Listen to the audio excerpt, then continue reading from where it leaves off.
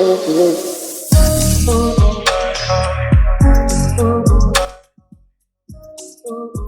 friends, welcome to Law and GK. On this channel we discuss the previous year exam paper. And friends, in today's video we are going to discuss the preliminary exam paper of UPSC Assistant Provident Fund Commissioner 2015. I hope कि ये videos आपके लिए बड़ी useful रहेंगी, आपके लिए बड़ा ही beneficial रहेगा। एंड अगर आपको ये वीडियो अच्छी लगी हो तो जरूर लाइक कीजिएगा, शेयर कीजिएगा अपने फ्रेंड्स के साथ। And don't forget to subscribe the channel, and while subscribing don't forget to press the bell icon so that you can get the notification of our upcoming videos. And अगर आपको हमारे efforts अच्छे लगे हो तो in addition to like and subscribe, kindly give us a super thanks. Super thanks is a way to appreciate the content creator. आप जो है जो भी कंटेंट बनाता है उसको अप्रिशिएट करने के लिए आप जितना भी अमाउंट चाहें डोनेट कर सकते हैं। So don't forget to give us a super thanks. So you can see the paper comes like this is series A and these are the instructions here. You have to write your roll number here and there is negative marking of 1/3 of the marks. Total marks is 300. Earlier in 2015 maximum marks was 100 only and exam is for 2 hours. 2023 में जो है इसको 300 number का कर दिया गया था। 120 questions हैं। So let's move on to the questions now. अब इंग्लिश के क्वेश्चन स्टार्ट होते हैं यहाँ से। The following 10 items 1 to 10 are on English language. These items do not have Hindi version. ठीक है जी। अब क्वेश्चन नंबर 1 है, what is the indication out of the sentence I gave him a piece of my mind? मतलब क्या कहना चाह रहा है? क्या मैंने अपने दिमाग का एक टुकड़ा इसको दे दिया?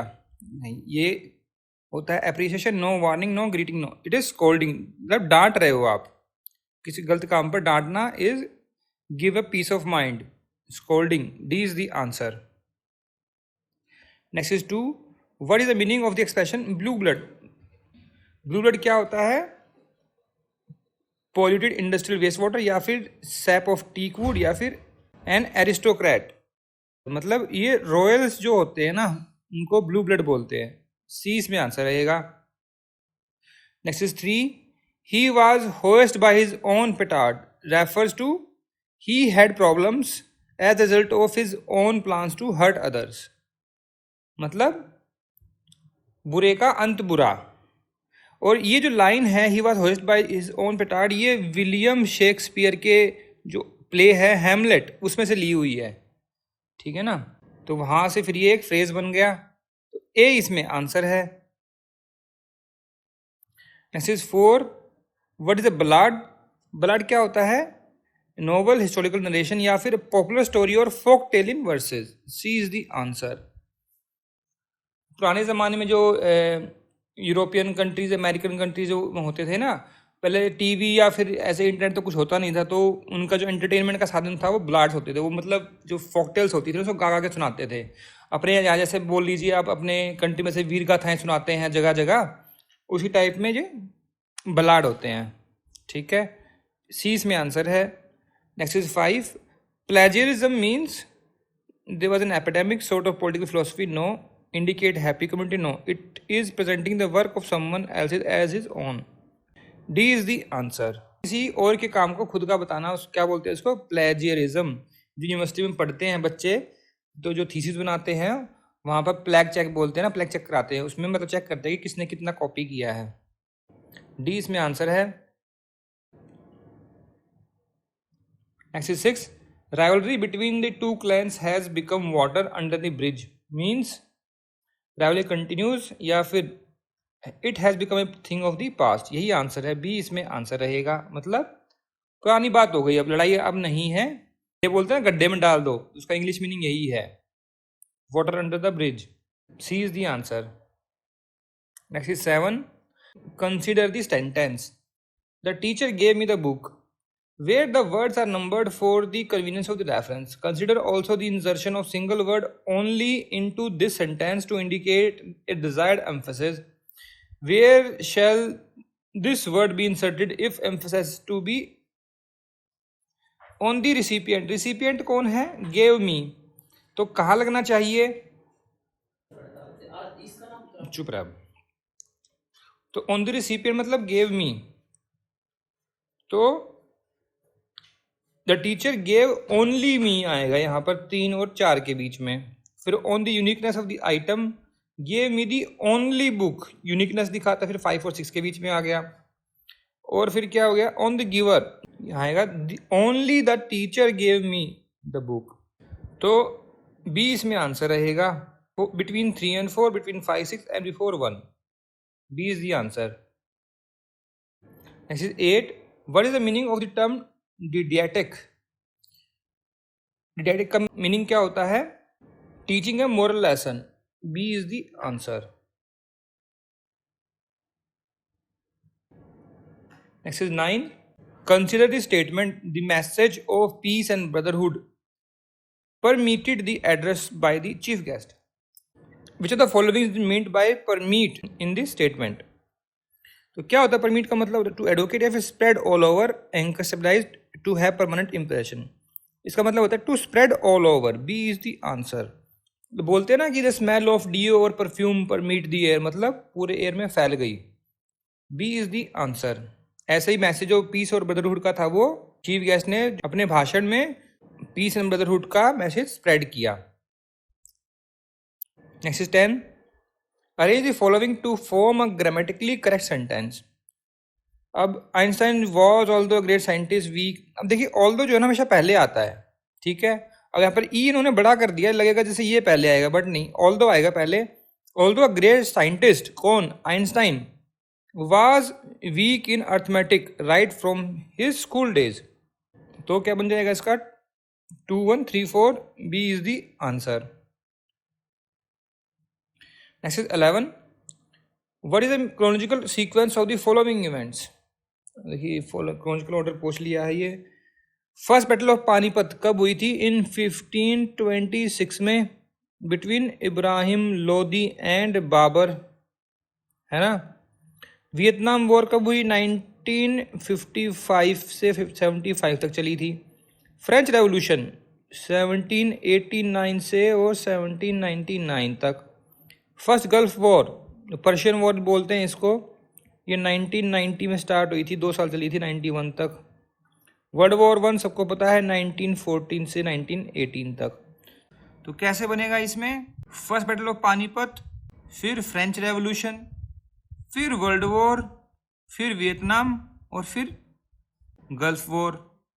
तो 1, 3, 5, फिर 2, 4, तो डी इसमें आंसर रहेगा।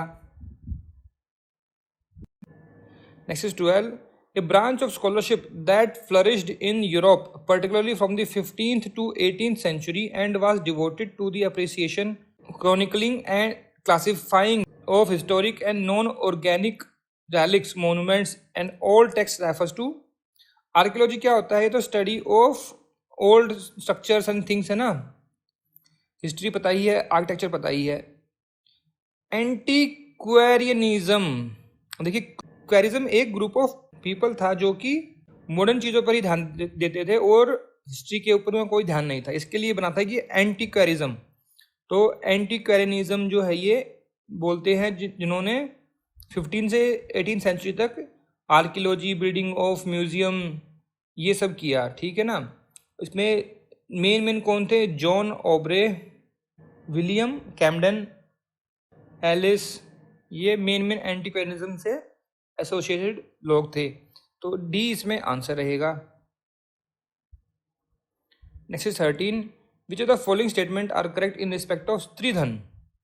स्त्रीधन क्या होता है? Various type of movable property gifted to a woman on various occasion during her lifetime. ये बिल्कुल ठीक है। At the time of first marriage, नहीं ऐसा नहीं है, कभी भी दे सकते, जो भी मिला है गिफ्ट औरत का स्त्रीधन है। फिर on the women's death his wealth could be inherited by children and husband, बिल्कुल ठीक है। On the women's death his wealth could be inherited by the natural legally adopted children, यह बिल्कुल ठीक है। With none of his son in laws having any claim on any part thereof, ये बिल्कुल ठीक है। तो ये 1, 3 and 4 करेक्ट हो गए, लेकिन ऑप्शन देखेंगे तो 1, 3 and 4 तो है ही नहीं, मैं कहूँगा कि ऑप्शंस गलत हैं, पर इसमें डी लगा सकते हैं, 1 और 3 और 4 भी आना चाहिए यहाँ पे। Next is 14, what is the number of states and union territories in India? कितने हैं? 28 स्टेट है और 8 यूटीज है। कैसे? अंडमान, लक्षद्वीप, दिल्ली, चंडीगढ़, दादर नागर हवेली दमन दीव, JNK, लद्दाख, पुडुचेरी, हो गए ना 8। तो ये यहाँ पर एक ऑप्शंस में ठीक नहीं है, तो बी लगा सकते हैं, बट यहाँ पर 8 आना चाहिए। 28 states and 8 UTs. Next 15, which of the following is not true of the western Ghats? Western Ghats कहाँ पर हैं? ये जो है महाराष्ट्र से स्टार्ट होकर और कन्याकुमारी तक फैले हुए हैं। इसको सह्याद्री रेंज भी बोलते हैं, Sahyadri. UNESCO declared 39 places in the western Ghats as a world heritage sites in 2012। बिल्कुल ठीक है। It is one of the 8 hottest hotspot in biological diversity in the world. बिल्कुल ठीक है। It has 2 reserves and 30 national parks. This is also correct. ONGC survey have recently found huge oil reserves. ये wrong है। ये सारा पहाड़ी area है, तो नोट करेक्ट पूछा हुआ है, डी इसमें आंसर हो जाएगा। Next 16, Ayodhya is located at the bank of which river? सब जानते हैं, Saryu river. C is the answer. ये ट्रिब्यूटरी है किसकी? घग्घर रिवर की, जो कि ट्रिब्यूटरी है किसकी? गंगा रिवर की। Next 17, the Khilafat committee accepted Mahatma Gandhi suggestion for a non violent non cooperation protest against the government in its meeting at? कौन सी मीटिंग में बात हुई थी ये? In Allahabad meeting, Allahabad session of Congress. C is the answer. कब? 9 जून 1920 में हुई थी ये। ठीक है। खिलाफत मूवमेंट क्या था? जो ओटोमन एम्पायर थी पर्शिया में, उसको अबोलिश कर दिया गया था। उनके जो खलीफा बोलते हैं ना, कैलिफेट बोलते हैं इंग्लिश में, उसको अबोलिश कर दिया गया था उसके पद को। इसलिए जो है यहाँ पर भी खिलाफत आंदोलन शुरू किया था मुस्लिम्स ने। तो सी इसमें आंसर है। Next is 18. What is No India program? A program of children aged from 20 to 15 years from rural areas to make them aware about different aspects. या फिर programme that facilitates visit of rural teachers to different part of country. या फिर an outreach program of Ministry of External Affairs to build closer ties in India's neighborhood. या फिर programme for diaspora youth to promote awareness among them about different aspects of India. अब ये जो है ना, ये गवर्नमेंट ऑफ इंडिया प्रोग्राम था, जो कि बाहर से जो NRIs हैं या फिर PRIs हैं, उनके जो बच्चे हैं, यूथ है, उनको इंडिया के बारे में पता लगे, उसके बारे में ये नो इंडिया प्रोग्राम जो है स्टार्ट किया गया था। डी इसमें आंसर है। Next is 19, what is the perimeter of the figure shown below? अब देखिए, जो परपेंडिकुलर 10 है और ये इसकी लेंथ होगी 12, तो पेरीमीटर क्या होता है? अब देखिए, हम बता दिया है, ए जे 10 है, जी आई 12 है, A B is equal to x, C D is equal to x plus 1, E F x plus 2। देखिए कैसे करते हैं इसको। अब हमें ये निकालना है यहाँ तक और ये वाला, है ना। तो A plus B plus C plus D plus E plus F plus G plus H is equal to कितना है? 12। ऐसे ही B plus C plus D plus E plus G plus H plus I कितना है? 10। तो अब इसमें 10 और 12 वाले वो ऐड कर देंगे, ऐसे ही तो है। कितना आ जाएगा ये? 44। A is the answer. ये सिंपल क्वेश्चन था। Next is 20, special economic zone SEZ are developed to generate additional economic activity throughout the country, या फिर beautify suburban areas, upgrade facility of countryside, promote investment from domestic and foreign sources. D is the answer. SEZ areas बनाए गए थे ना जगह जगह India में। अब जैसे नोएडा के पास है सेज एरिया, तो वहाँ पर जो है फ्री ट्रेड एरियाज होते हैं, ये स्पेशल इकोनॉमिक जोन्स होते हैं। डी इसमें आंसर है। Next is 21। Next question number 21, which of the following statement reflect the distinctive feature about 6th century BC गण एंड संघ? तो द एंशंट इंडियन गण वर ओब्लियार्कीज, इसको बोलते हैं स्वल्प तंत्र, ये ठीक है। द एंशंट इंडियन गण वर नॉन मोनार्कियल स्टेट्स, बिल्कुल ठीक है ये।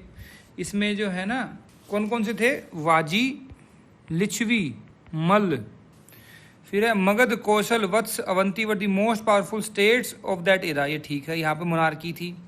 फिर है the procedures of Buddhist monastic order Sangha were pattern on the संघ पॉलिटिक्स, ये भी ठीक है। तो सारे ही ठीक है इसमें।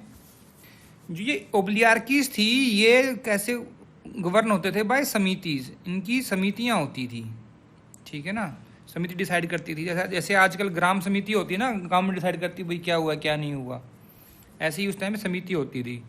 तो आंसर क्या रह गया sir, 1 2 3 4, B is the answer.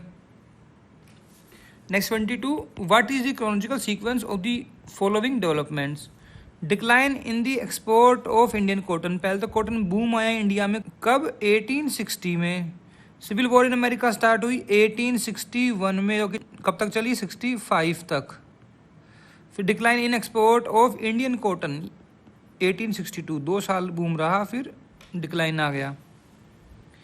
तो क्या बन गया फिर, तो कैसे हो गया फिर ये 2 3 1, 2 3 1 ये रहा, B is the answer. Next 23, which of the following are the typical difference between the private insurance program and the social insurance programs. ये एडवोकेसी वर्सेस इक्विटी है, फिर वॉलंटरी वर्सेस मैंडेटरी पार्टिसिपेशन है, या फिर कॉन्ट्रेक्चुअल वर्सेस स्टैट्यूटरी है, funding है।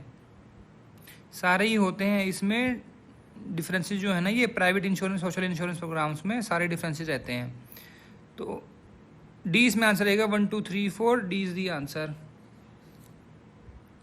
Next 24, unbalanced growth is hypothesized when. Unbalanced growth क्या होती है, जहाँ पर इकोनॉमी जो है ना वो फोकस करती है किस पर, focus on the development of one और few sectors and neglecting others. मतलब 2-3 सेक्टर को छोड़ के, मान लो कृषि देख लिया और क्या नाम है साइंस देख लिया, बाकी सबको छोड़ दिया, तो क्या है, that is called unbalanced growth. तो कब होता है hypothesized, when expansion can take place simultaneously on several growth routes, no on few growth routes. Supply of labour is fixed, unfix होता है। Supply of capital is unlimited, ये limited रहती है। Active sector need to and do energize sluggish sector, से बिल्कुल ठीक है। तो डी इसमें आंसर रहेगा। Next 25, which of the following are incorporated in the government approved national telecom policy 2012। देखिए 2012 का क्वेश्चन है, ये आज के टाइम में रेलिवेंट नहीं होगा, बट इसका आंसर जो था 1 2 3 all are correct. Government for all with minimum speed of 2 megabit per second। फिर है Indian rural tele density to be improved from 39% to 70% in the next 5 years, roaming charges shall be scrapped।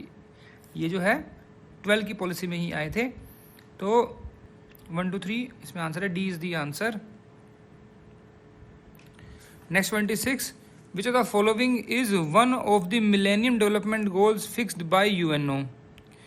Halving extreme poverty and halting the spread of HIV AIDS, बिल्कुल ठीक है।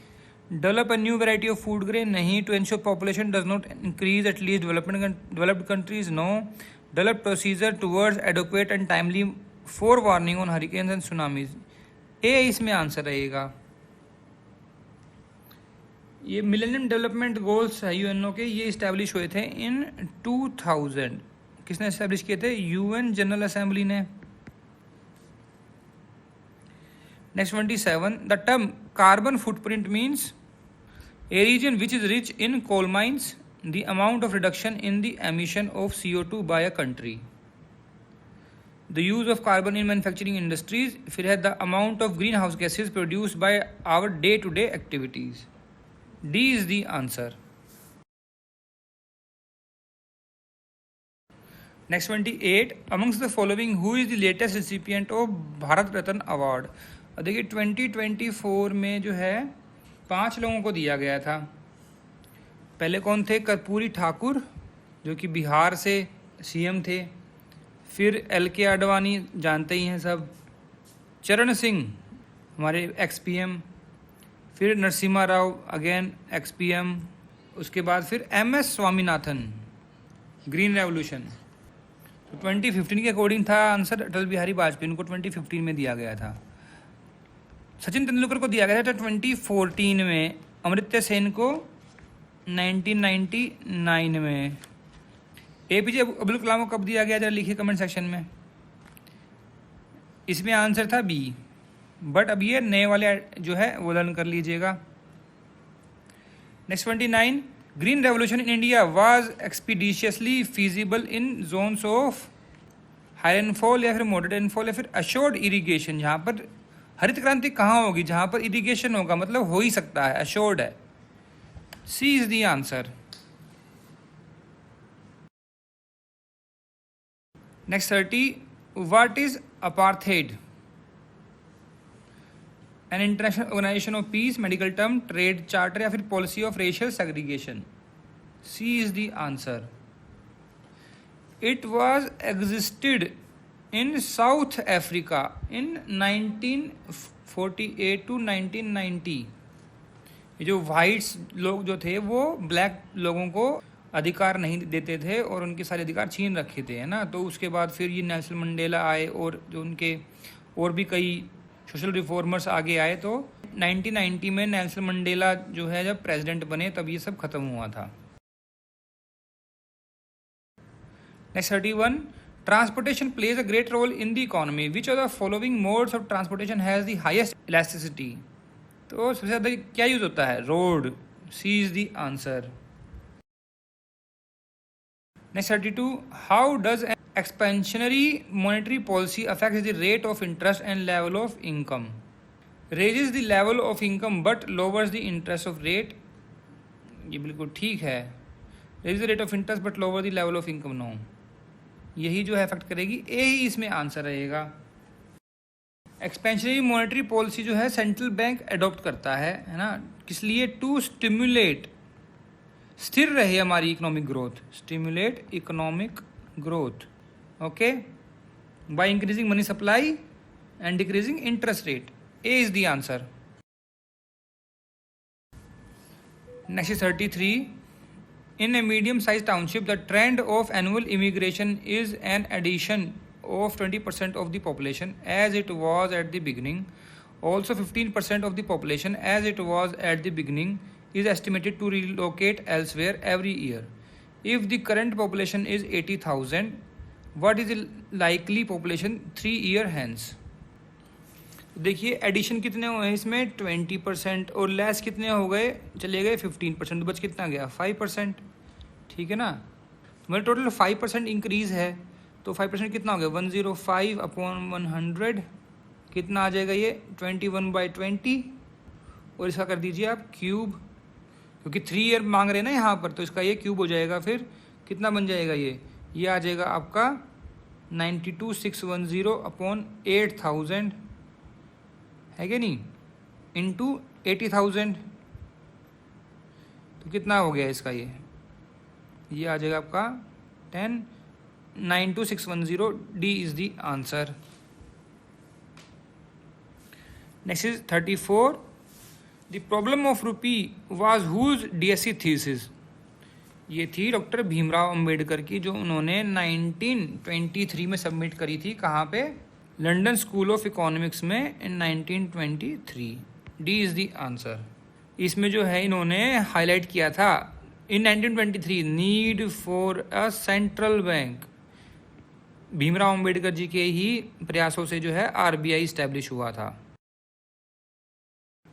Next 35, what is the correct sequence of tributaries of river Ganga from west to east? तो ये waste है, ये east है, तो यहाँ से देखना है ट्रिब्यूटरी कौन कौन सी। यमुना आ गई, फिर घग्गर आ गई, फिर सोन, फिर गंडक, फिर कोसी। तो ए इसका आंसर रहेगा। Next 36, there are 2 circles of radii R1 R2, जो कि R2 बड़ा है किससे, R1 से। The area of bigger circle is इतना, difference of their circumference is 22 centimetre. What is the sum of diameter of the 2 circles? 2 circles का sum कितना रहेगा? एरिया कितना होता है πr², तो 693/2 इज इक्वल टू πr²। तो r² कितना बन गया, आर स्क्वायर बन गया 693/2 इंटू 7/22। उल्टा कर दिया ना, यहाँ पे इसको सोल्व कर लिया, तो इसको सोल्व करेंगे तो आपका आ जाएगा 110.25। ये आपका आर स्क्वायर आ गया।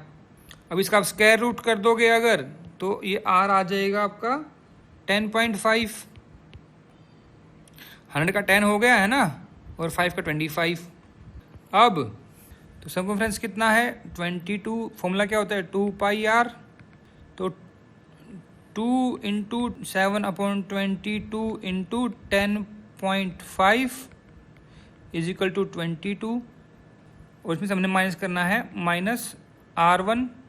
इसको सोल्व करेंगे तो आ जाएगा आपका 3.5। अब डायमीटर क्या होता है डबल, मतलब आर स्क्वायर डबल हो जाएगा ना उसका, तो 10.5 का डबल कितना हो गया 21 प्लस 3.5 का कितना हो गया डबल, और इसको डबल कर देंगे तो आर आ जाएगा कितना 7। अब यहाँ पर 2 आर आ गए ना, एक तो 10.5 उसका डबल कर देंगे 21 हो गया, फिर यहाँ पर इस एक आर ये आगे डबल कर देंगे कितना आ जाएगा 14, तो कितना गया 35। D is the answer. Next 37 numbers हैं A1 A2 A3 A4 A5 so and so are in arithmetical progression. अभी प्रोग्रेशन के क्वेश्चन हैं ये, तो फिर A1 A5 A10 A15 20 24 is equal to 225। The value of कितनी आएगी यहाँ तक 24 तक, कैसे करेंगे इसका फॉर्मूला AN मतलब n number is equal to A plus n-1 to D। अब A1 तो A1 ही रहेगा, A1 के बाद क्या है यहाँ पर A5 क्या होगा A1 प्लस 5-1 इंटू D। तो क्या बन गया ये A1 प्लस 4D। ऐसे ही 10 का कर लेंगे, क्या आ जाएगा A1 प्लस 9D। 15 का कर लेंगे, क्या आ जाएगा A1 प्लस 14D। ऐसे ही A20 का क्या हो जाएगा A1 प्लस 19D। ऐसे ही फिर 24 का क्या हो जाएगा A1 प्लस 23D। ठीक है, यहाँ तक हो गया। अब इसका अगर हम सॉल्यूशन कर लें, इसको ऐड कर देंगे, सम कर देंगे, तो आ जाएगा ये 6A1 प्लस 69D। ठीक है, इज इक्वल टू 225। इसको सिंप्लीफाई कर लीजिए आप, ये आ जाएगा 2A plus 23D is equal to 75। अब निकालना क्या हमने A24 तक सीक्वेंस प्रोग्रेशन, तो इसका फॉर्मूला है S24 इज इक्वल टू 24/2 मतलब 12 A1 प्लस A24। तो 12 A1 प्लस, अब A24 का मोर क्या ले सकते हैं A1 प्लस 23D है ना, यहाँ ये रहा ना इधर, तो क्या बन जाएगा ये 12 इंटू 2A प्लस 23D। और 2A 23D का यहाँ पर देखिए क्या आ रहा है, क्या निकाला हमने 75। तो 12 इंटू 75 क्या आ गया 900। डी इसमें आंसर हो गया। Next is 38 under the constitution of India which of the following statements are correct. The constitution is supreme, yes. There is a clear division of power between union and the state government, yes. Amendment to the constitution have to follow the prescribed procedure, ये बिल्कुल ठीक है. Union parliament and the state legislature are sovereign, ये wrong है. Constitution is sovereign. The preamble of the constitution cannot be, no, it can be invoked to determine the ambit of fundamental rights. So 1, 2, 3 are correct. D is the answer. Next is 39. When the government ownership in public sector undertaking is diluted, it is called, मतलब कोई मान लो कोई PSU है और उसमें जो है share बेच दिया गवर्नमेंट ने अपना, क्या बोलते हैं उसको disinvestment. C is the answer. Next is 40 the right to free and compulsory education act 2009 provides for the education to every child in the age group of 6 to 14 years. D is the answer. और इसके बाद जो right to education जो है वो एक fundamental right बन गया under article 21A by the constitution amendment और 2002 विद इफेक्ट फ्रॉम 2010। और फिर फंडामेंटल ड्यूटीज 51A में जो है ऐड की गई क्लॉज के, इसके बाद फिर 11 हो गई after the right to education act. Next is 41, if the prime minister of India is a member of the Rajya Sabha, he can make statement only in the Rajya Sabha. No, he has to become a member of the Lok Sabha with in 6 months। कोई जरूरी नहीं है। He will not be able to speak on the budget in Lok Sabha, wrong है। He will not be able to vote in his favour in the event of no confidence motion, ये बिल्कुल ठीक है। D is the answer.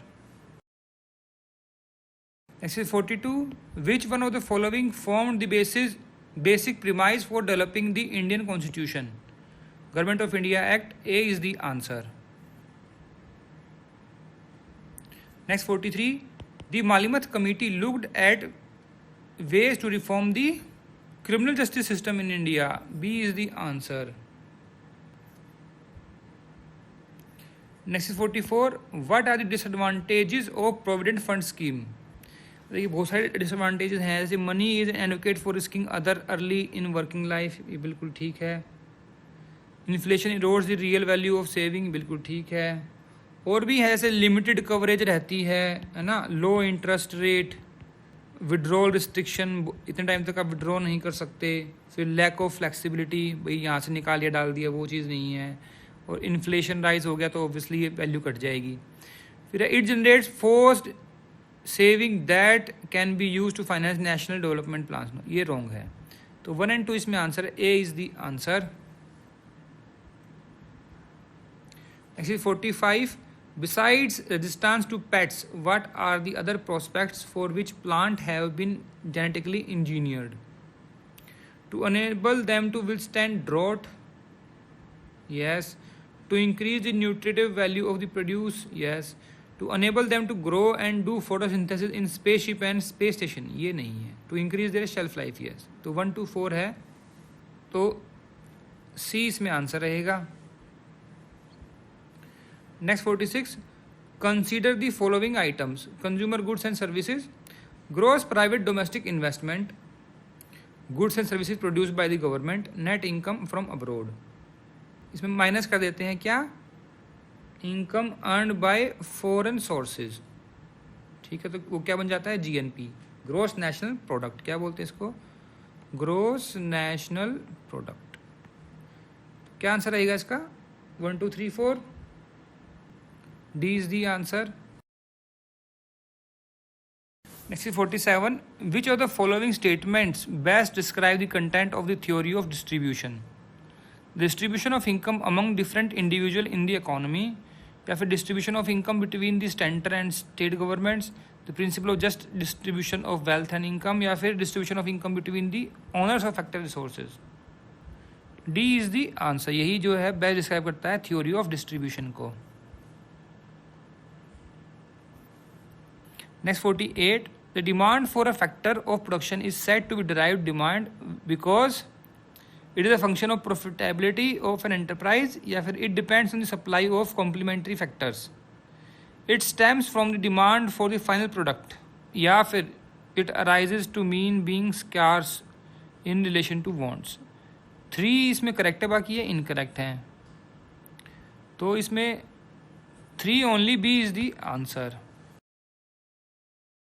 Next is 49, whenever countries set up a free trade area, they abolish all restriction on trade among themselves and they establish a common external tariff on imports from outside countries, ये बिल्कुल ठीक है। to abolish all restriction नहीं, abolish maintain its own tariff, no, common external tariff रहता है free trade areas में, so A is the answer। Next is 50, which of the following are the function of foreign investment promotion board? अब तो जो है ये देखिए, ये जो है 1991 में इसको इस्टेब्लिश किया था और 2017 में इसको अबोलिश भी कर दिया गया है। तो now this question is not relevant to us, anyways answer was all correct in this, you can read this. C was the answer. Next is 51, the term dear money refers to, क्या होता है, low interest rate on housing loans, value of money at recession stage, higher rate of interest, या फिर saving gain due to increase in rate of interest. ये होता है high rate of interest, C is the answer. मतलब you need money so much कि आप उस पर you are ready to pay high interest. Dear money क्या होता है? Hard to obtain due to high interest. C इसमें आंसर रहेगा। Next 52, a certain sequence of integers is constructed as follow. Consider 0 and 1 as the first two numbers. ठीक है जी। The next third number is constructed bye there सम, मतलब 0 और 1 है, फिर next number क्या आ गया? इनका सम 1 हो गया। This process of constructing the next number by the sum of last two constructed numbers continues. यहाँ पर आ जाएगा 2, 2 और 1, फिर 3, फिर 3 + 2 5, फिर 5 + 3 8, 8 + 5 13, 13 + 8 21, और फिर 21 + 13 34. Taking these numbers in the first, second and third number in the sequence, what will be the 7th and 10th number? 10th देखिए 1 2 3 4 5 6 7 8 9 10, तो 7 हो गया 8, 10 हो गया 34. C is the answer. Next is 53. The C. Rangarajan Committee on Disinvestment of Shares in Public Sector Enterprise suggests that C. Rangarajan कौन थे? RBI governor, x RBI governor. The percentage of equity to be divested should be not more than 49% of the industry explicitly reserved for the public sector, and it should be either 74% or 100% for others. ये बिल्कुल ठीक है. Year wise targets of this investment should be maintained. ये बिल्कुल ठीक है. Both answer रहेगा. C is the answer. Next 54. The Parliament can make any law for the whole or any part of India for implementing international treaties, with the consent of all the states, with the consent of majority of the states, with the consent of the states concerned, without the consent of any state. Without the consent of any state. D is the answer. Power is mentioned under Article 253 of Constitution of India. Next is 55. In the study of pollution, SPM refers to, क्या होता है ये? Sulphur phosphorus matter या particular solid particular या फिर suspended particular matters. D is the answer.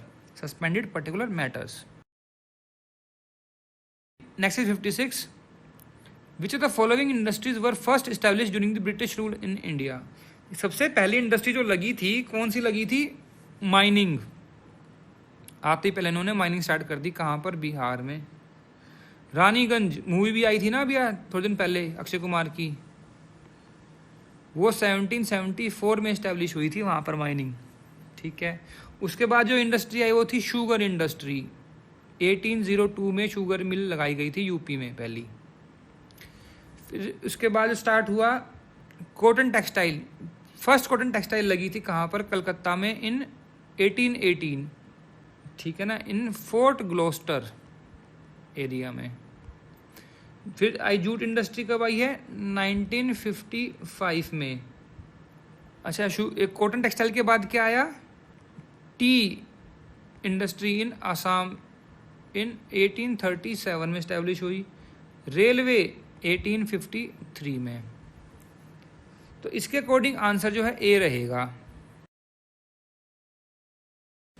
Next 57. Which of the following are the roles of finance commission in India? अभी देखिए चल रहा है कौन सा? 16th फाइनेंस कमीशन है ना, और उसके चेयरमैन कौन है? डॉक्टर अरविंद पनगड़िया. पहले क्या था? ये नीति आयोग के वाइस चेयरमैन थे, है ना. रोल क्या है फाइनेंस कमीशन के? Distribution of money collected through taxes, ये ठीक है. Evaluation of centrally sponsored scheme, ये इसका कोई रिलेशन नहीं है. Evolve principle based on which fund are allotted among states, ये इसका रोल है. टू डेवलप 5 ईयर प्लान, ये तो प्लानिंग कमीशन मतलब नीति आयोग का काम है ना. तो 1 and 3 इसमें आंसर है. B 1 and 3 only. Next 58. Which of the following statement are correct regarding the international monetary fund? India is a founder member of IMF, ये बिल्कुल ठीक है. Indian quota of IMF is more than 4%. No, it is 2.75%. Finance minister is represented ex officio on IMF, ये बिल्कुल ठीक है। IMF conducts regular review of India's economic status under article 4, ये बिल्कुल ठीक है। तो 1, 3 एंड 4 इसमें ठीक है, B is the answer. Next 59, a firm is purchasing 2 items both on credit on the same day. The credit term offered for the first item is 2.5 by 10 and 1/20 net 30, and the credit term offered second is 3/5 215 and net 30. The declared purchase cost of one is 60,000 and that of two is 140. If both credit can be settled on 14th day, what will be the total amount to be paid? और जो लिखा हुआ है ना 2/10, मतलब इसका मतलब क्या होता है कि buyer can take 2.5% discount if he paid within 10 days, 1% discount within 20 days और 30 days में दे रहा है, मतलब 20 to 30 days के अंदर पे कर रहा है जो क्रेडिट पे है, तो कोई डिस्काउंट नहीं है। ठीक है, अब पे किया है ना 14th डे में, मतलब 10 के बाद किया, तो 1% डिस्काउंट इसको यहाँ मिल जाएगा। अब सेकेंड आइटम कब किया है, अब इसमें देखिए 5 दिन में देगा तो 3% का डिस्काउंट है, 15 डेज में देगा तो 2% का डिस्काउंट है, तो मतलब 15 से पहले दे दिया तो यहाँ 2% का डिस्काउंट यहाँ मिल जाएगा, तो 6% पे मिल गया इसको 1% का डिस्काउंट, और इफ 1,40,000 में मिल गया 2% का डिस्काउंट। तो सोल्व कर दीजिए, बड़ा ईजी है। 60,000 इंटू 99/100 प्लस में ये 1,40,000 इंटू 98/100 कितना आ गया, ये आ जाएगा 196,600। C is the answer. Next 60, what was the position held by doctor S Radhakrishnan before he became vice president of India? वो थे एम्बेसडर टू USA या फिर सोवियत यूनियन, वो सोवियत यूनियन में एम्बेसडर थे, तो डी इसमें आंसर रहेगा। उसके बाद वो वाइस प्रेसिडेंट रहे 1962 तक, और उसके बाद फिर जो है वो प्रेसिडेंट बने 1962 में। All right, next question number 61, there are 20 girls and 30 boys in a class and their respective average mark are found to be 55 and 58. The average mark of the entire class are, तो easy question है, 20 into 55 plus में 30 into 58 divide कर दो इसको 50 से, कितना आ जाएगा? ये तो आ जाएगा 1100, ये आएगा 1740, टोटल हो गया ये 2840 डिवाइडेड बाई 50, यह आ जाएगा 56.8। D is the answer. Next 62, consider an industry with the following features. Budget है monthly fix cost 2,20,000, then normal monthly output है 12,000 पर स्टैंडर्ड लेबर आवर, फिर स्टैंडर्ड वेरिएबल ओवरहेड रेट क्या है 25 रुपये पर लेबर आवर। तो what would be the total factory overhead rate? अब 2,20,000 कर देंगे डिवाइड आउट ऑफ 12,000, ठीक है, वो आ जाएगा आपका 18.33, इसमें कर देंगे ऐड 25, कितना हो गया 43.33 इसमें रहेगा। So D is the answer. Next 63, acid rain is due to sulphur dioxide pollution या फिर कार्बन मोनोऑक्साइड पोल्यूशन या फिर पेस्टिसाइड या फिर dust particles in the atmosphere? It is sulfur dioxide pollution. A is the answer. Next is 64. DNA fingerprinting is a technique used for detection of Alzheimer disease या फिर disputed parentage. DNA वहीं करवाते हैं ना जब disputed parentage हो, तो B is the answer. Next is 65. There are 4 identically sized and shaped ball in a box. ठीक है जी, with only its top open. Each ball is of a different color, these being green, red, white, blue. Only one ball of each color. ठीक है जी, without looking into the box, one ball is randomly picked out and its color is noted. Then it is returned to the box.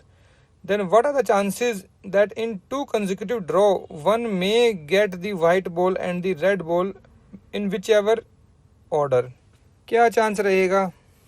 1/4 into 1/4 plus 1/4 into 1/4, ऐसे ही बनेगा ना chance, तो 2 consecutive chances हो गए, क्या बन जाएगा 4/32, आ गया 1/8, B is the answer.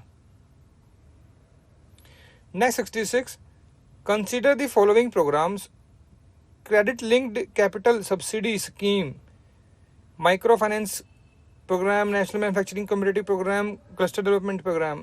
What is common in the above programs? They are related to improving agriculture, या फिर related to micro, small and medium enterprises, या फिर they are programmed to improve large scale industries, या फिर they are programmed to improve the traditional cottage industries. They are related to micro and small medium enterprises. B is the answer. Next 67, spam in A system email is, क्या होता है? ए message distributed indiscriminately, सबको जाता है ना, कोई जो फंस गया उसे उनके पैसे बन गए स्पैम से। वो बोलते आता ना ईमेल्स में कि आपकी लॉटरी लग गई है, या फिर आपके लिए पैसे छोड़े हैं किसी ने, कोई डेथ हो गया, वो आपका लीगल सक्सेसर था, आप सक्सेसर हैं किसी के, आपको इतने पैसे मिलेंगे, आप ये कर दो वो कर दो, तो क्या होता है? सब स्पैम ईमेल्स होते हैं ये, है ना। So A is the answer. Next 68, a cylindrical closed tank contains pi cubic meter of water and is filled to half of its capacity, half है। When the cylindrical tank is placed upright on its circular base on the level ground, the height of the water in the tank is 4 meter, but when the tank is placed on its side on level ground, what will be the height of the surface of the water above the ground? तो देखिए ये कह रहे हैं कि ये एक cylinder है, ठीक है, इसमें पानी भरा हुआ है हाफ, ऐसे ही है। अब इसको जो है ऐसे खड़ा कर दिया गया है सिलेंडर को, तो अब जो इसकी वाटर की हाइट हो गई वो हो गई 4 मीटर, ठीक है जी। अब जिसको साइड में कर दिया, फिर से ऐसे लिटा दिया इस सिलेंडर को, ठीक है, तो what will be the height of the surface of the water above the ground, ground से कितना ऊपर रहेगा पानी, ये बताना है। तो वॉल्यूम ऑफ सिलेंड्रिकल टैंक क्या होता है? Pi r square. Volume of cylindrical tank is equal to pi r square into h, जो कि कितना है 36 पाई, मतलब पाई यहाँ पर है तो ये कैंसिल हो गया, अब आर स्क्वायर एच बच गया 36, ठीक है जी। हाइट कितनी दे रखी है 4, तो 4 यहाँ से डिवाइड हो जाएगा, कितना आ गया? आर स्क्वायर हो गया 9, तो आर कितना आ गया 3, तो ये आंसर हो गया। सी इज द आंसर। क्वेश्चन दिखते बड़े ऐसे हैं कि मैथमेटिक्स के बहुत डिफिकल्ट होते हैं, बट एक बार जब समझ में आ जाए ना तो ईजी होता है करने में। Next 69, data regarding inventory of a particular item of usage in the production activities of an organization are: quantity in stock is 1500 units, the value of its stock is 1,500, this work out to an average of unit cost 85, तो यहाँ लिख लेते हैं, तो 1500 into 85 जो कि हो गया इतना। During the ensuing year X an additional 300 unit are purchase at cost of 95, तो 300 और आ गए इसमें, इंटू 95 कर देंगे तो ये आ जाएगा आपका 28,500, 28,500, ठीक है जी। Consumption in the year process during the X has been 600 units, तो 600 चली गई। अब working by the FIFO, first in first out, तो कहाँ से गई हैं यूनिट्स? 600 इसमें से, 600 इंटू 85 ये हो जाएंगी माइनस, फिर the value of the residual inventory of the item at the end of the year will be, तो 1500 में से 600 माइनस कर दें, कितना बच गया 900, 900 इंटू 85 कर दो, ये आंसर आ गया आपका 10,500।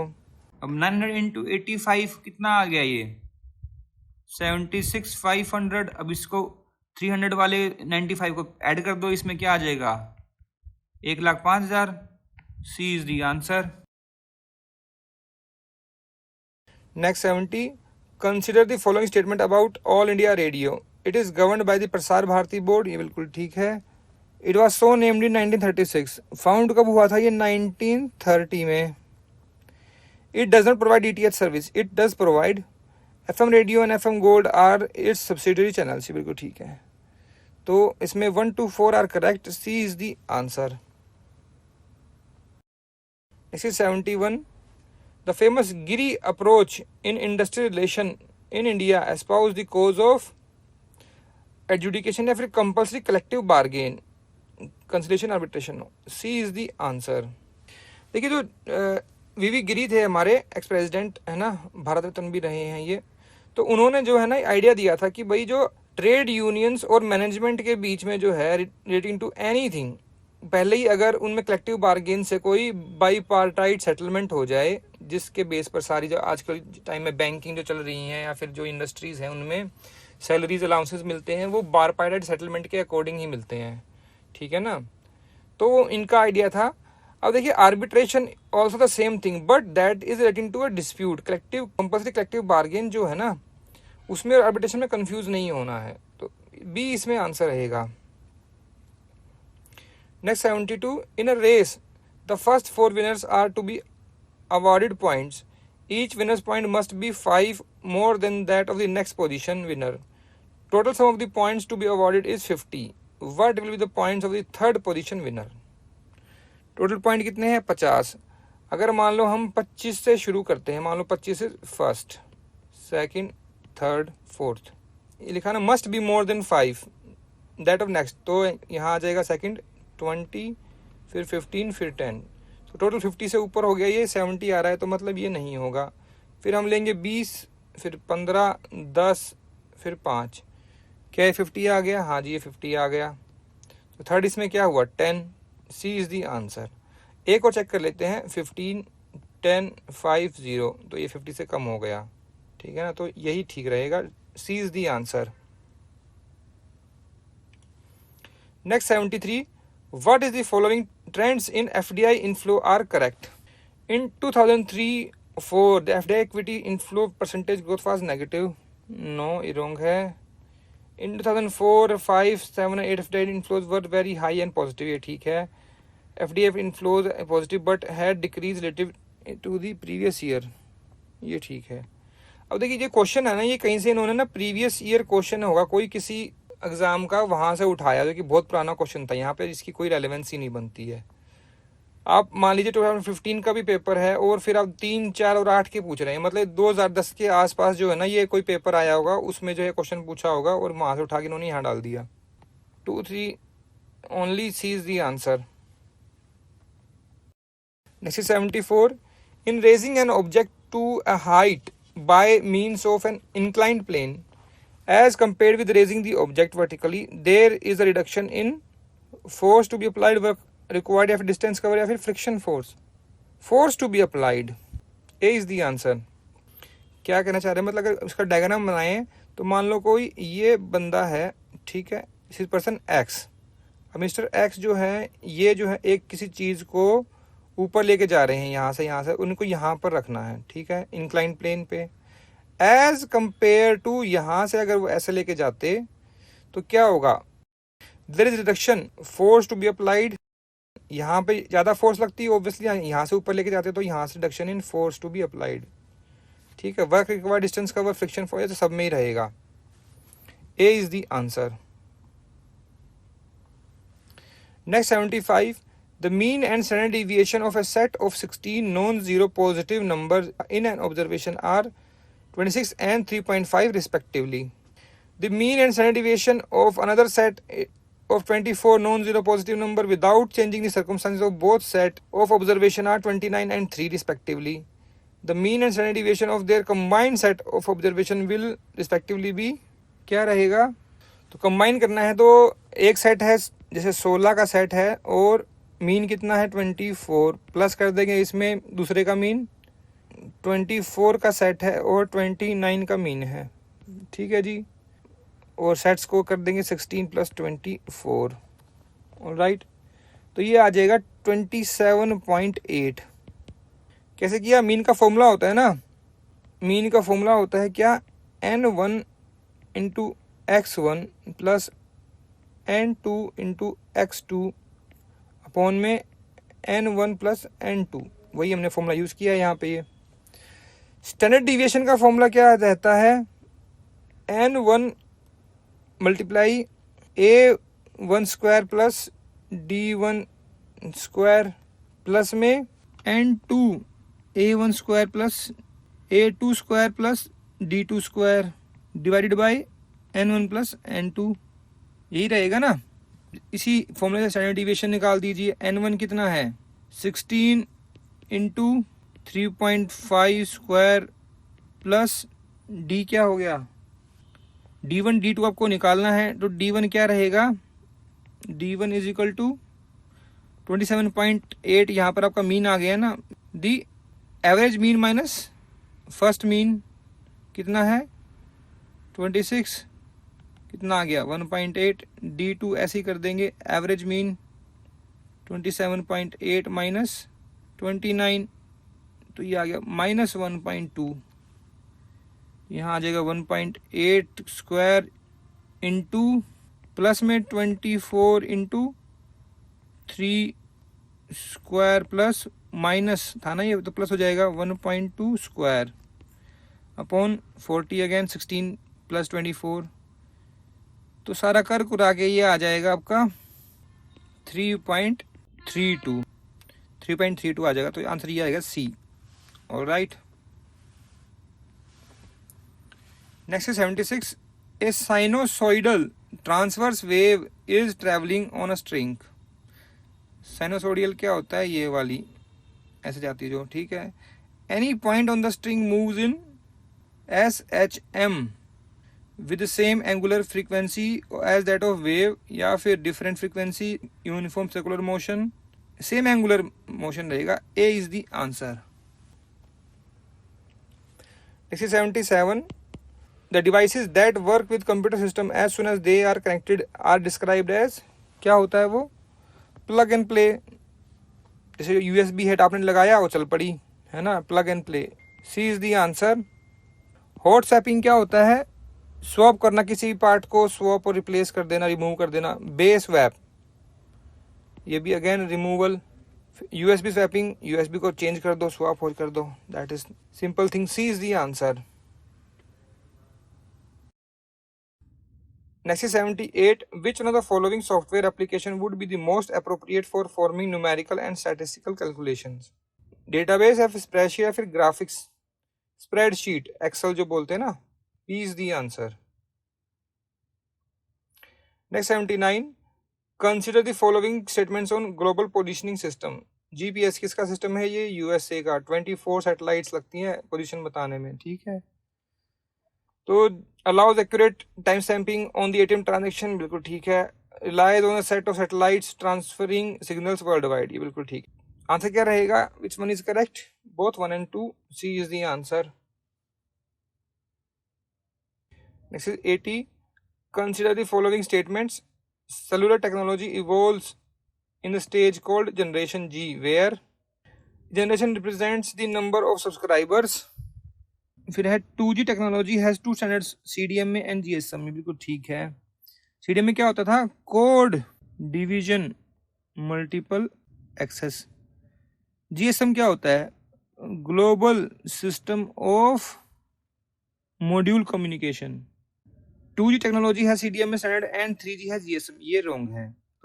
ऐसे ही जो 1 था ये generation represent the number of subscriber, higher generation has more subscriber, ये कोई जरूरी नहीं है, पर्टिकुलर स्टेज रहती है ना ऑफ डेवोल्यूशन की, तो इसमें only 2 is correct, D is the answer. Next is 81, LAN WAN MAN आर computer networks covering different areas, their first alphabet LWM respectively stands for local area network, wide area network and metropolitan area network, तो C इसमें answer हो गया। Next is 82, a rectangular garden is to be twice as long as its width. ये rectangular है, मान लो कि ये x है तो ये हो गया 2x, ठीक है ना। If 360 meter of fencing includes gates will totally enclose this garden, what is the length of the garden? तो लेंथ बतानी है हमने। पेरीमीटर क्या होता है, 2 इंटू लेंथ इंटू ब्रेथ या विड्थ, ही रहता है ना। 360 है ये पेरीमीटर, तो 2 into 2x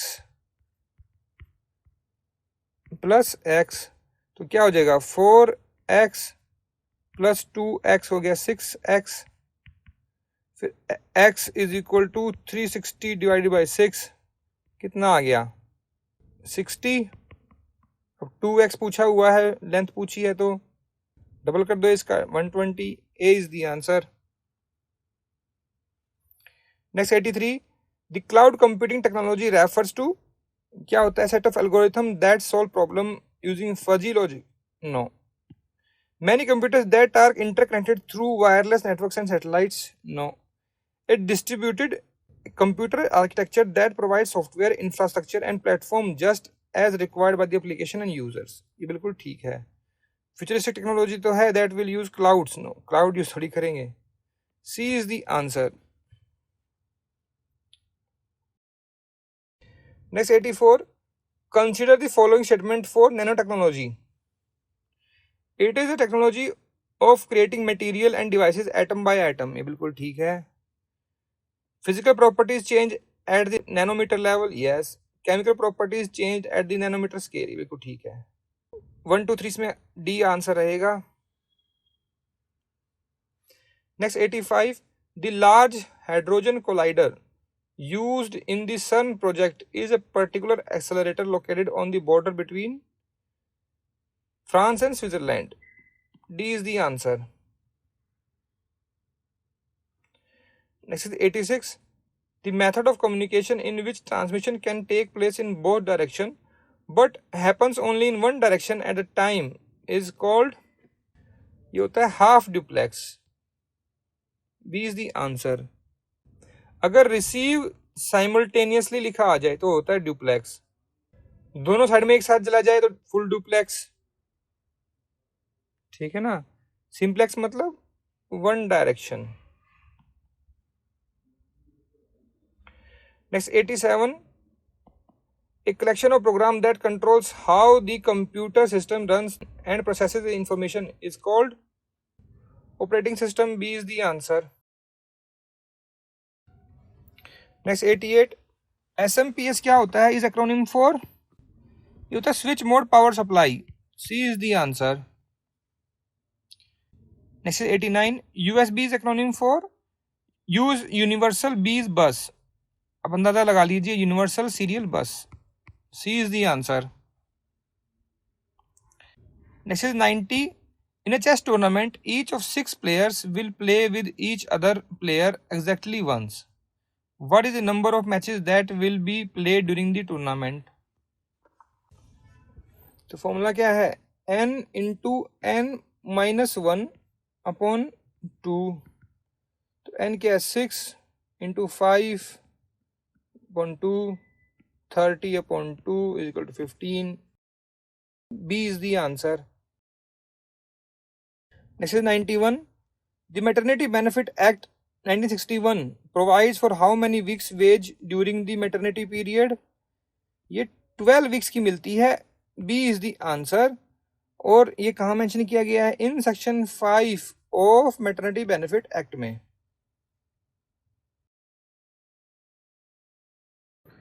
Next is question number 92. Which of the following are the instruments of providing social security in India? क्या income tax social security provide करता है? नो। सिक्योरिटी मतलब you get some monetary benefit, तो employ provident fund yes, sales tax no. Tax कोई भी आपको social security provide नहीं करता। LIC, national pension scheme, postal provident fund scheme ये करते हैं। तो 2 4 5 6 C is the answer। Next 93, a man buys apples at a certain price per dozen and sell them at 8 times that price per 100। मतलब 12 लिए हैं एक price पर और उनको 100 बेच दिए 8 गुना पे। What percentage does he gain or lose? तो let's say 1 Apple price B ₹X, अब कितने लिए हैं 8 इंटू 12 इंटू 100। अब फॉर्मूला क्या है, cost price minus selling price upon cost price into 100, तो ये 0.96। अब 1 माइनस 0.96 अपॉन 1 इंटू 100 कितना आ गया? 0.04 अपॉन 100, तो 4% लॉस हो गया इसे। C is the answer.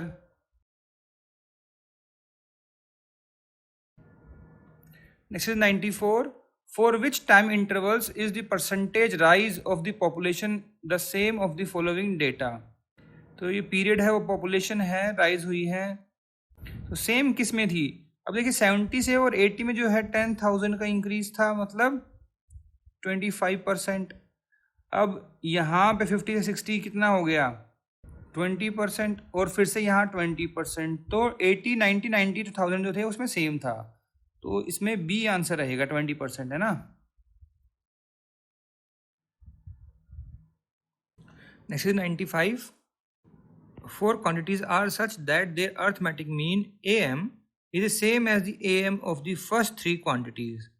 The fourth quantity is, तो fourth quantity कौन सी होगी? तो देखिए अर्थमेटिक मीन कैसे निकालते हैं, जो भी क्वांटिटीज़ हैं मान लीजिए तो उसको डिवाइड कर देंगे किससे?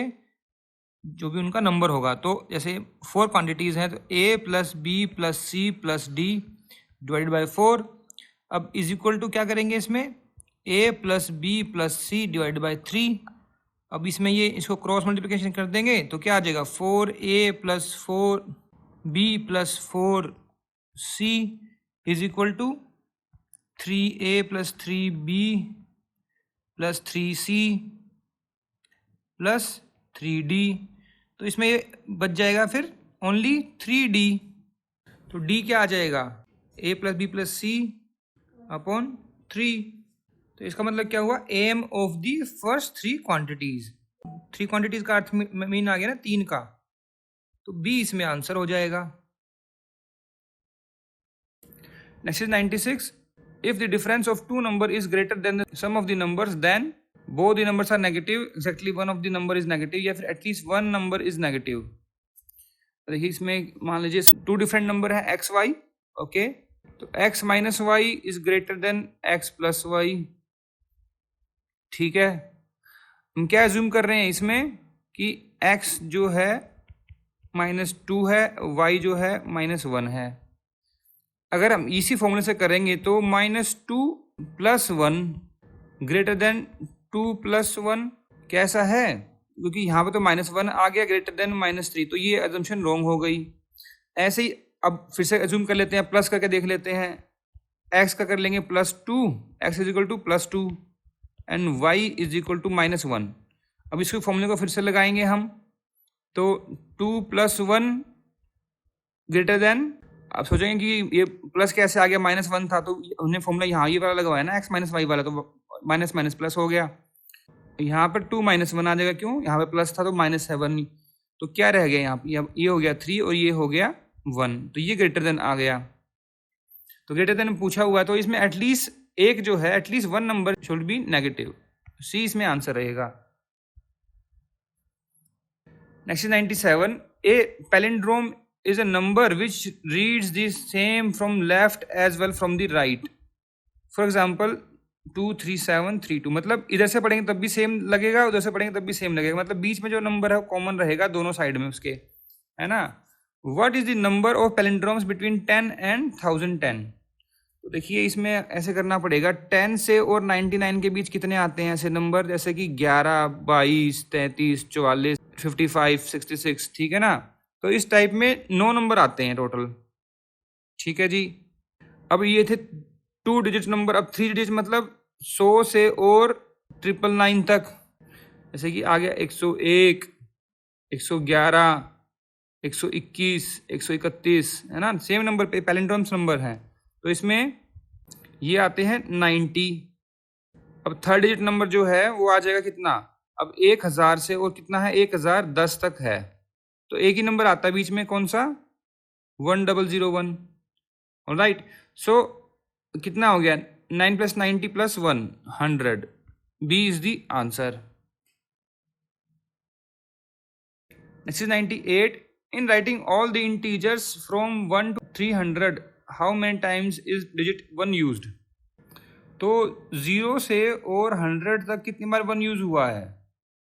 काउंटिंग में 20 टाइम्स होता है, ठीक है। फिर 100 से और 199 तक कितनी बार यूज होता है? 120 टाइम्स। कैसे? जैसे कि 111 आ गया, 101 तो एक उसमें हो ही गया, एक यहाँ पर है, दो ये हो गए, फिर 111 वाली सीरीज हो गई, तो ये 120 टाइम्स आते हैं।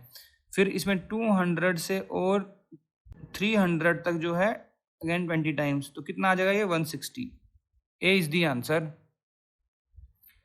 Next is 99. Consider the sequential integer 27 to 93 both included in the sequence. The arithmetic average of these number will be, कुछ नहीं करना, 27 plus 93 divided by 2, 60.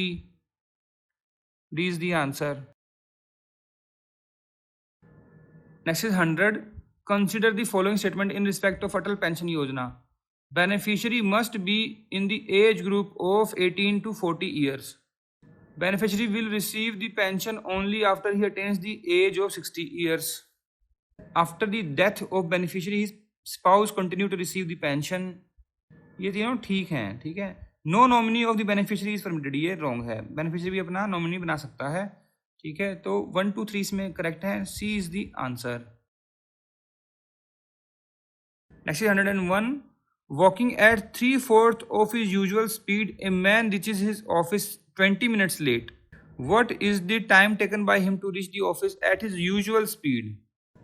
मतलब अगर अपनी नॉर्मल स्पीड से जाता है तो वो मान लो 1 घंटे में पहुंचता है, ठीक है।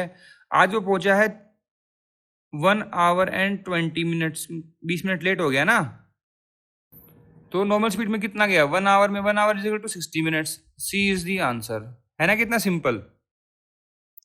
अब लेकिन ये फॉर्मूले से करते हैं इसको, ये तो मतलब लगा लो कि तुक्का लग गया कि 60 मिनट्स है और 1 hour मैंने ऐसे ही बोल दिया, ठीक है। This is not a formula but somehow this is correct.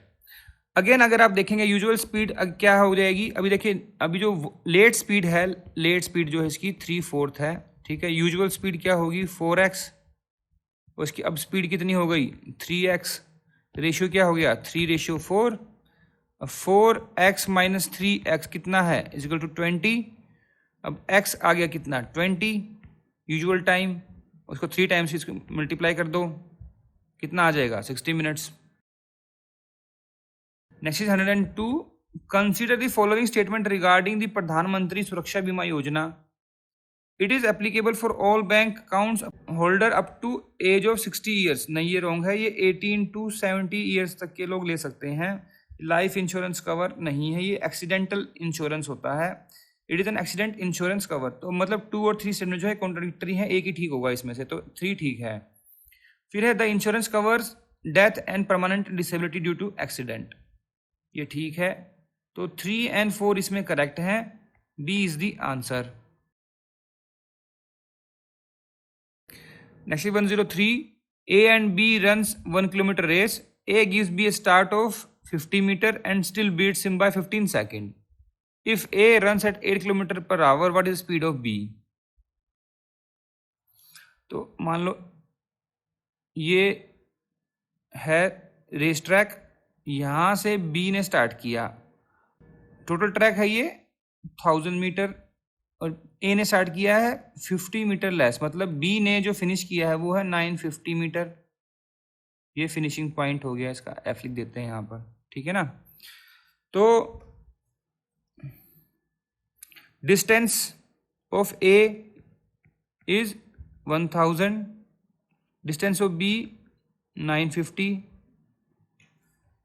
Speed क्या है? 8 किलोमीटर पर आवर, तो 8 नॉर्मल स्पीड ले आएंगे इसको, 8 × 5 18। अब सोचोगे कैसे किया, तो 1000 डिवाइडेड बाय 3600, 518 आ जाएगा। उसको हमने कर लिया ये मीटर पर सेकेंड, तो टोटल कितना आ गया ये 20/9। अब टाइम टेकन बाय ए, डिस्टेंस अपॉन स्पीड कितना हो जाएगा? 1000 अपॉन 20/9 कितना बन गया? 450। ऐसे time taken by B, same distance upon speed, ये कितना है बस इसका 450 प्लस कर देंगे 15 सेकंड, उसमें ऐड हो जाएगा, कितना हो गया? 465 सेकंड्स। स्पीड आ गई कितनी? 950/465 इंटू 18/5। ये टाइम अपॉन डिस्टेंस आ गया ना, तो आ गया 7.4। D is the answer. SC104, in a race of 1 kilometer, A can beat B by 40 meter, B can beat C by 50 meter. With how much distance can A beat C in a 0.5 kilometer race? तो A, B और फिर B versus C ratio कर लेते हैं ये ऐसे, ठीक है। ये 1000 मीटर है, तो ये मान लीजिए 1000 मीटर भागा, तो उससे लेस कितना है 40, तो 960 आ गया। अब मान लीजिए B 1000 मीटर भागा है और इसे पीछे कितना है 50, तो 950 आ गया, ठीक है जी। अब अगर हम इसका रेशियो निकालें तो 25, 24 and this is 20 and 19, isn't that, ठीक है। फिर अब अगर हम देखें तो कितने किलोमीटर की रेस है, आधे किलोमीटर की, 500 की, तो डिफरेंस कितना रहेगा ए और बी का, 480 का।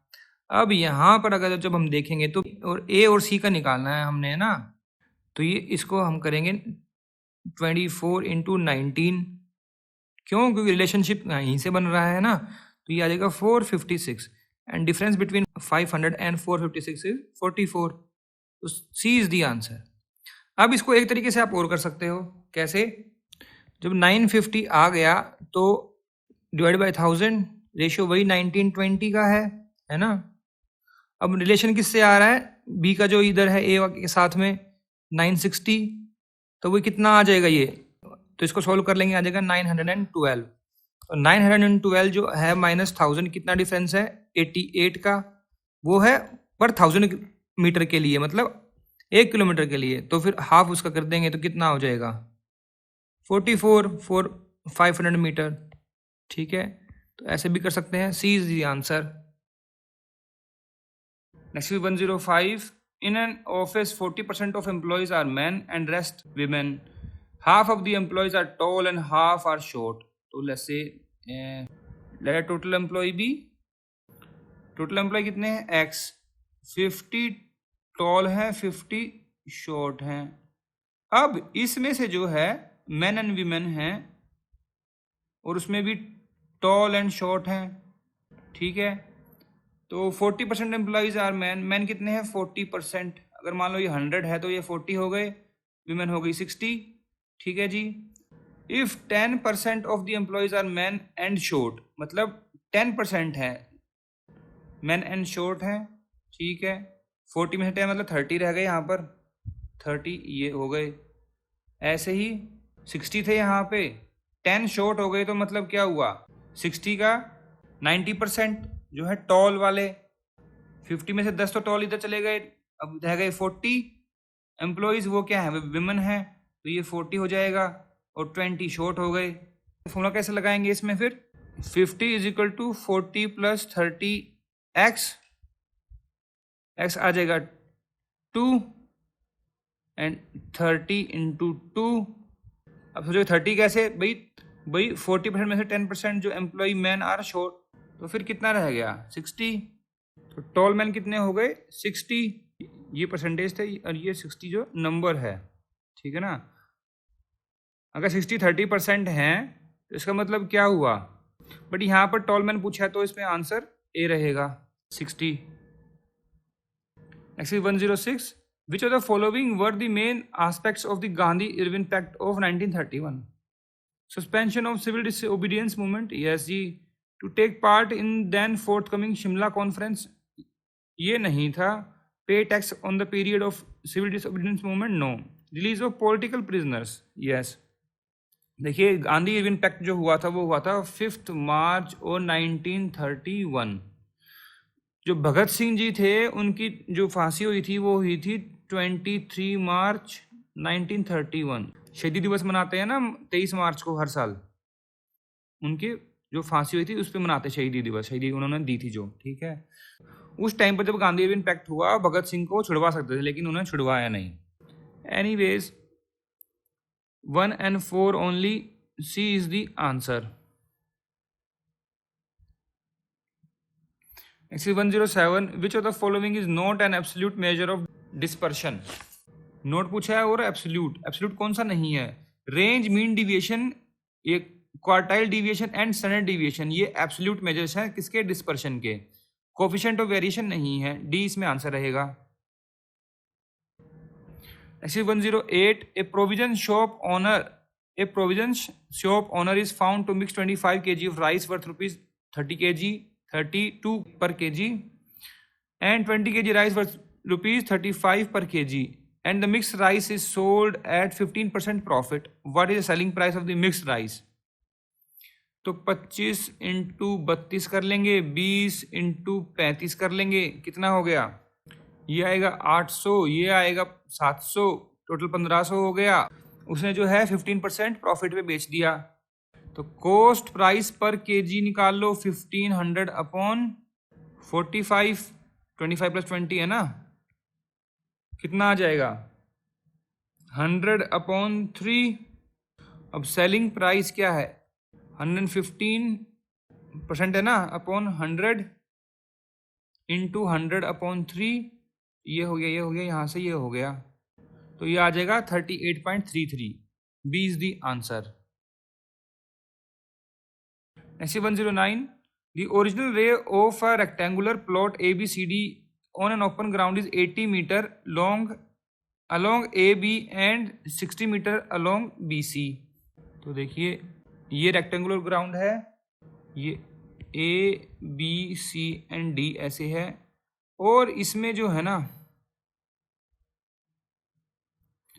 एक और बना रखा है, ठीक है, ये 60 मीटर है, ये 80 मीटर है AB।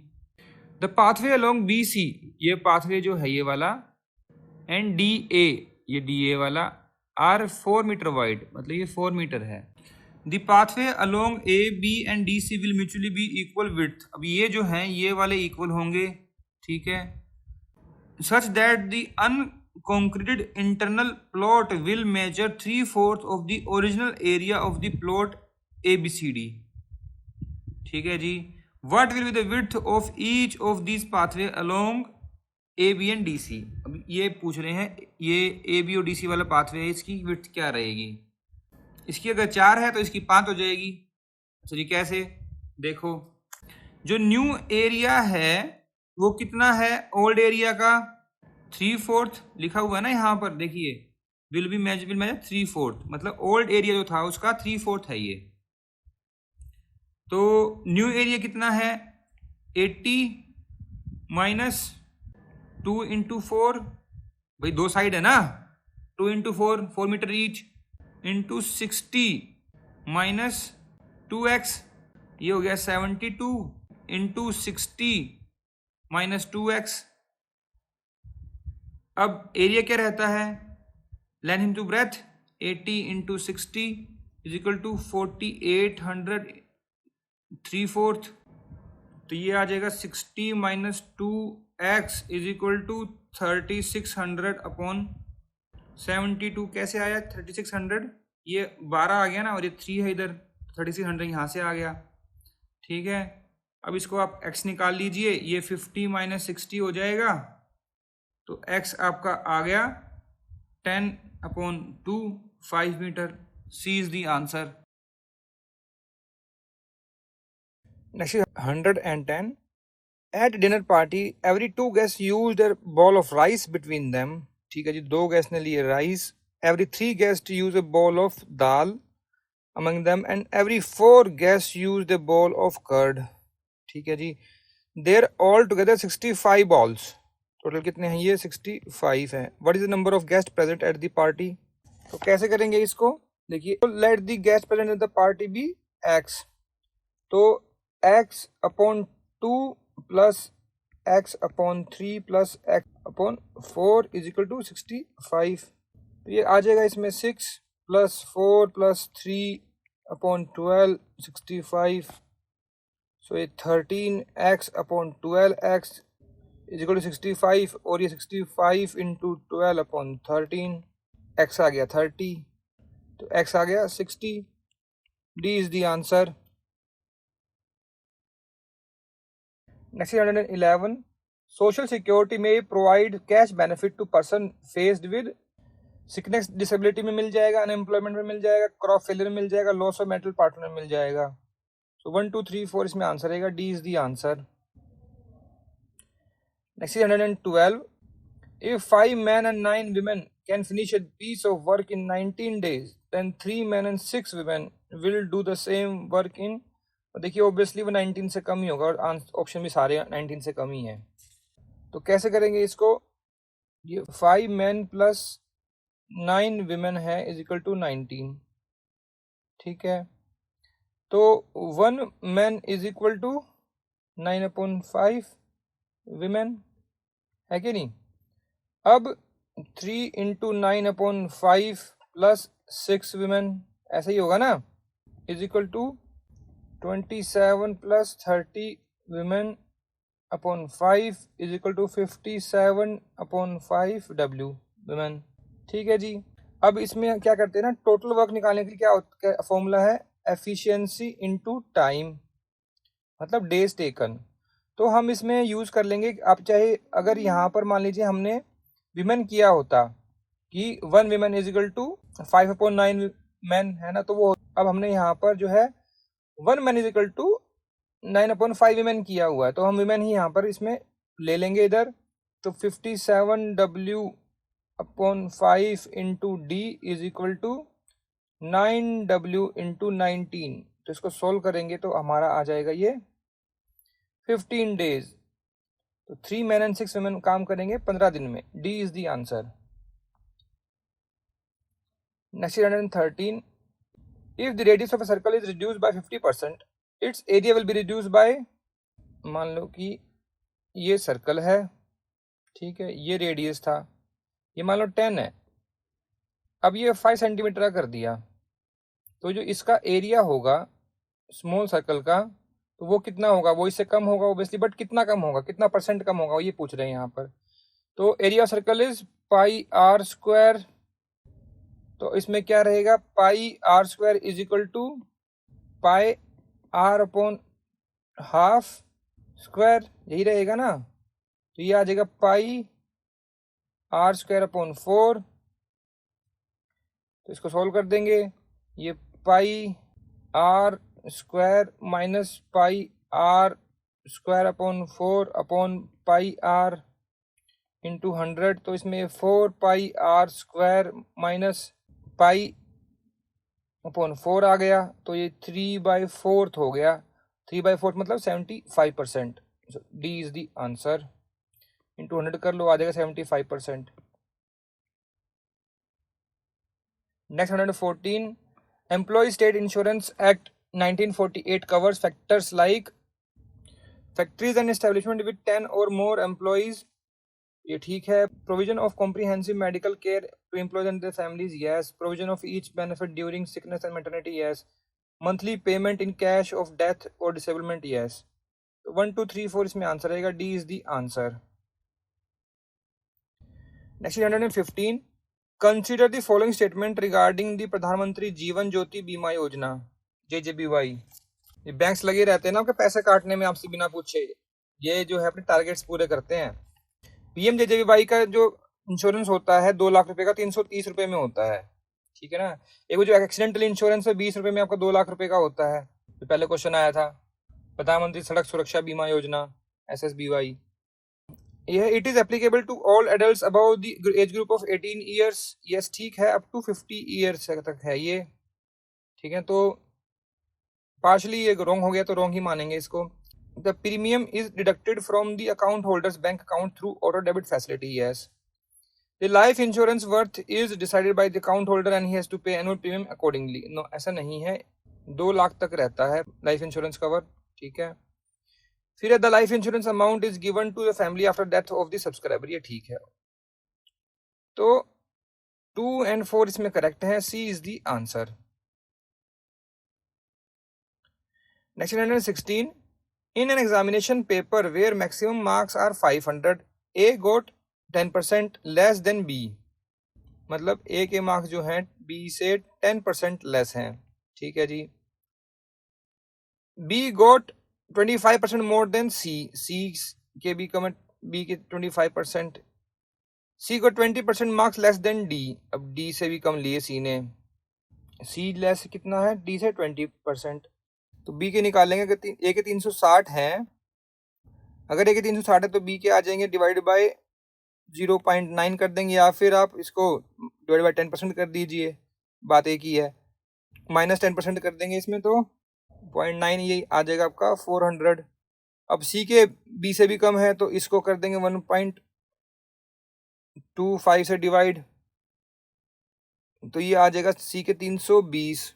अब 320 जो है डिवाइड करेंगे हम 0.80 से, क्यों 20% कम है डी से, तो कितना आ जाएगा ये 560, अगेन 400, तो 400 कितना हो गया 500 का, मैक्सिमम 500 है ना, 80%, D is the answer. Next direction, each of next 4 items consists of 2 statements, one labeled as statement 1 and statement 2. Examine 2 statements carefully and answer to these items using the codes given below. अब codes ये दिए हुए हैं कि पहला A है both statements are correct and statement 2 is the correct explanation of statement 1, वही जो स्टेटमेंट वाले आते हैं। फिर बी है नॉट करेक्ट, इसमें फिर सी में 1 करेक्ट है और डी में 2 करेक्ट है। तो क्वेश्चन नंबर 117 है, the effect of income tax on consumption, saving and investment are micro effects. Income tax is an example of direct tax, बिल्कुल ठीक है, बट क्या ये जो इफेक्ट है उसका ये करेक्ट एक्सप्लेनेशन है? नो, करेक्ट एक्सप्लेनेशन नहीं बनी, तो बी इसमें आंसर रहेगा। फिर 118 स्टेटमेंट 1 है, trade between 2 countries take place on account of differences in cost, ठीक है जी।